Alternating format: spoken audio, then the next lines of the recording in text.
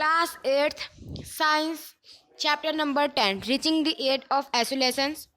तो इस चैप्टर में हम लोग part 2 changes in body shape. Have you noticed that boys in your class have broader shoulder and wider chest than boys in junior classes? This is because they have entered the age of puberty, when shoulders generally broaden as a result of growth. In girls, the region below the waist becomes wider. In boys, the muscles of the body growth more prominently than in the girls. Thus, changes occurring in adolescent boys and girls are different. Body shape का changes.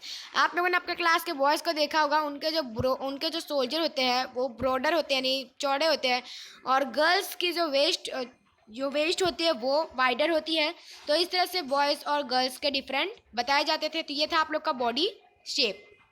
अब आता है voice change. Did you notice that sometimes the voice of some of the boys in your class cracks at puberty? The voice box are or the larynx begins to grow. Voice box को larynx कहा जाता है। आप लोगों ने देखा होगा कि कभी कभी जो बॉयज़ का जो आवाज़ होता है उस पर थोड़ा क्रैक्स आ जाता है। Boys develop the larger voice boxes. Boys के जो लार्जर वॉइस होते हैं वो डेवलप करते हैं। The growing voice box in boys can be seen in a protruding part of a throat called Adam apples. Voice box जो है boys के वो हमको प्रोडक्टिंग पार्ट यानी थ्रोट में देखने को मिलते हैं, जिसे हम एडम्स एप्पल भी कहते हैं, जैसे कि फिगर 10.2 में दिखाया जा रहा है। ये आपका फिगर 10.2 है, इसको हम लोग एडम्स एप्पल कहते हैं। नाउ अब आता है girls have a high pitched voice. Girls की हाई पिच्ड वॉइस होती है। Whereas boys have a deep voice, जबकि बॉयज की डीप वॉइस होती है।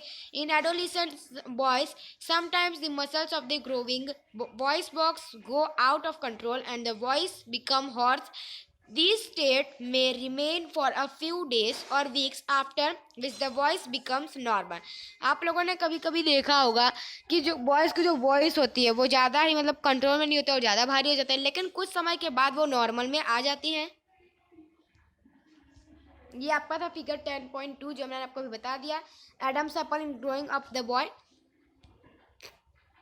अब increased activity of sweat and sebaceous gland. During puberty the secretion of sweet gland and sebaceous gland, oil gland भी कहते हैं, इंक्रीज। puberty के टाइम स्वीट ग्लैंड और sebaceous gland जो है वो इंक्रीज हो जाते हैं।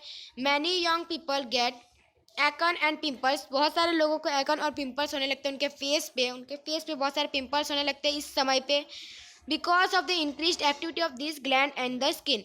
ये फेस पे इस समय पिंपल्स क्यों होने लगता है? क्योंकि इस समय हमारी जो एक्टिविटी होती है ग्लैंड का बढ़ना वो हमारे स्किन पर जब आता है तो हम फेस में पिंपल्स होने स्टार्ट हो जाते हैं पबर्टी के time.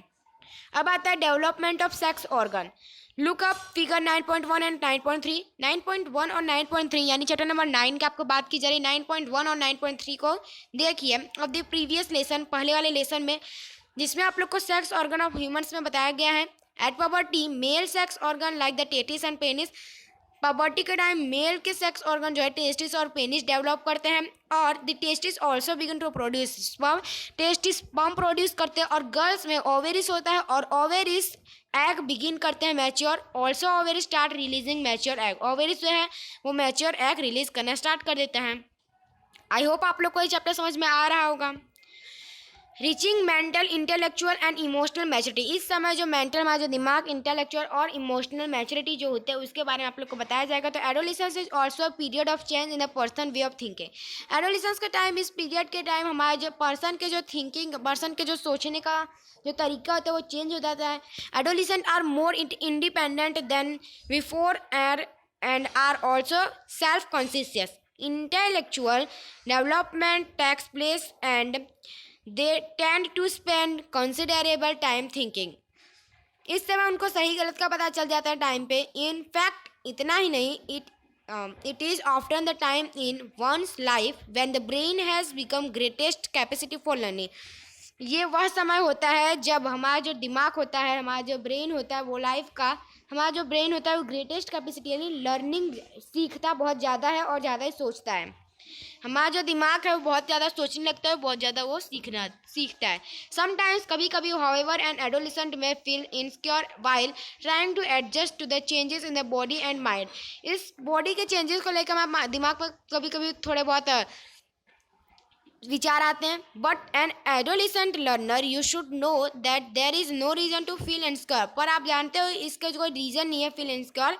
These changes are a natural part, क्योंकि यह जो चेंजेस है वो नेचुरल ही है, नेचुरल पार्ट है जो अपने आप बढ़ेगा. अब आता है 10.3 secondary sexual character. Secondary sexual characters पे आप लोग को बताया जाएगा. You have learn in chapter number 9. आप लोगों ने चैप्टर नंबर 9 में पढ़ा होगा कि जो टेस्टिस और ओवेरिस है वो एक रिप्रोडक्टिव ऑर्गन प्रोड्यूस करती है, और वो एक गैमेट्स प्रोड्यूस करते हैं, गैमेट्स स्पर्म करते हैं, और गैमेट्स जो है वो स्पर्म और ओवा प्रोड्यूस करते हैं. In girls breast begin to develop at puberty. Girls में ब्रीस्ट जो है वो इस समय डेवलप करता है पबर्टी के time. And boys begin to grow facial hair, और बॉयज के फेशियल हेयर और moustache on the and beard ये सब ग्रोथ होने लगते हैं. These features help to distinguish the male from the female. That is called secondary sexual character. Secondary sexual characters का मतलब है कि बॉयज एंड गर्ल्स को अलग करना, उनमें से चेंजेस बताना, डिस्टिंग्विश करना. ठीक है. Boys also develop hair on the chest. Boys के चेस्ट पे हेयर भी ग्रो होते हैं. In both boys and girls hair grow under the arms and in the region about thick और द पबिक रीजन. अब आता है द चेंजेस विच ऑकर. ये जो चेंजेस होते हैं वो हार्मोन्स की कंट्रोल में होते हैं. हार्मोन एक केमिकल सब्सटेंसेस है, वह सीक्रेशन करता है एंडोक्रिन ग्लैंड. और एंडोक्रिन सिस्टम जो है, एंडोक्रिन सिस्टम से एंडोक्रिन ग्लैंड होता है, और एंडोक्रिन ग्लैंड से मतलब एक हार्मोन्स है जो कंट्रोल करता है. हार्मोन्स क्या है? केमिकल सब्सटेंस है, केमिकल है. द मेल हार्मोन्स और testosterone begin to released by the testes at the onset of puberty. These cause changes in boy about which you have just learned. For example, the growth of facial hair. जैसे कि आप लोग facial hair जो growth होते हैं, once puberty is reached in girls, ovaries begin to produce a female hormone. इस puberty के time जो गर्ल्स में ovaries जो है वो एक फीमेल हार्मोन प्रोड्यूस करना स्टार्ट कर देती है, या फिर एक फीमेल हार्मोन और एस्ट्रोजन प्रोड्यूस करना स्टार्ट कर देती है, विच मैक्स द ब्रीस्ट डेवलप, जो ब्रीस्ट डेवलप में मदद करता है. मिल्क सिक्रेशन ग्लैंड और mammary gland develop inside the breast. Breast के अंदर मिल्क सिक्रेशन और मेमरी ग्लैंड डेवलप होता है. The production of this hormone is under the control of another hormone. ये जो हार्मोन्स होता है वो दूसरे हार्मोन के कंट्रोल में होता है जो एंडोक्रिन और पिट्यूटरी ग्लैंड सीक्रेट करता है.